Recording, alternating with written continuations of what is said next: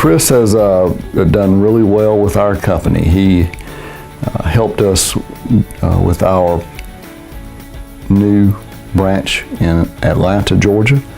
And that's really where I started interacting with Chris a lot. I was the division director in charge of the Atlanta office, and Chris was working in the Atlanta office, and really a go-getter. He would put multiple hours into seeing that our projects were done well, that our clients were satisfied, that they were meeting deadlines.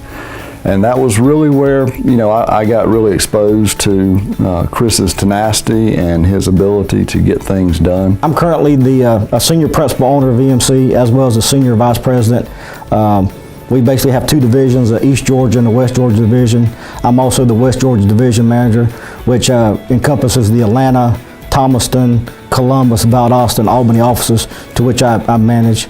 And then as far as a practicing engineering role, I'm the designer of record, or the PE in charge, if we're a professional engineer, in charge of most of all the projects in the West Georgia division, as well as all of our military projects. That's taken us from Puerto Rico to Fort Drum, New York, to Fort Greely, Alaska, places in between. So we're very blessed to have a nationwide presence. His enthusiasm for the profession and the business, he bleeds EMC blue, and we appreciate everything he does for us. The last time I was at his house, he was actually studying for an exam to get certified to be able to engineer and license in the state of Alaska, which has totally different challenges than this side of the United States. Chris is also a registered professional engineer in not only the state of Georgia, but multiple states. I don't know exactly how many off the top of my head, but probably more than 10 states throughout the United States, primarily to help facilitate projects that we have in those states. He is, so from a professional standpoint, he is more than deserving of any accolades that the college would put on him. Middle Georgia was a very instrumental part in my personal life and my career. It was kind of an easy decision to go to Middle Georgia. Grew up in Vidalia, Georgia, small rural town. I knew that at 18 years old I wasn't quite ready for Georgia Tech. That's where I always wanted to go. I found out about at the time, the regional transfer engineering program, where basically you could go to Middle Georgia for 2 years and transfer straight up to Georgia Tech.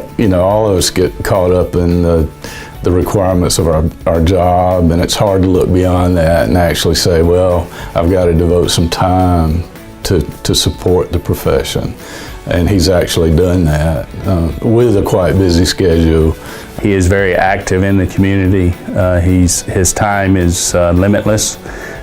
He is very committed to his profession, his community involvement, and his people, probably more so than the ever-ready bunny, and it is amazing the amount of energy that he has.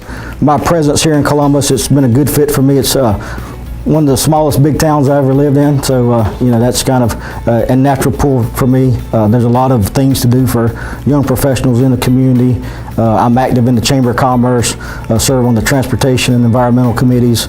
I'm also a Rotarian, so a member of the North Columbus Rotary Club. Firmly believe in service above self, which is the Rotarian motto. He's very involved with supporting the students at the high school we went to. It was a private high school. I know he gives back to that and involvement in that. He and I both are going to be involved in December with a Make-A-Wish project in our local area where we're from in Tattnall County. He is also very involved in Habitat for Humanity over in Columbus. I believe he sits on their board, and that is one of the philanthropic institutions that we participate in as a corporation. And under his guidance and direction, our Columbus office is very involved in Habitat for Humanity, which is a great cause. You always can do more than what you felt like your limitations were. So when I was able to get into a position to do that to others, that was very important to me. I feel like that in a sense we have a moral and a societal obligation to help people along the way.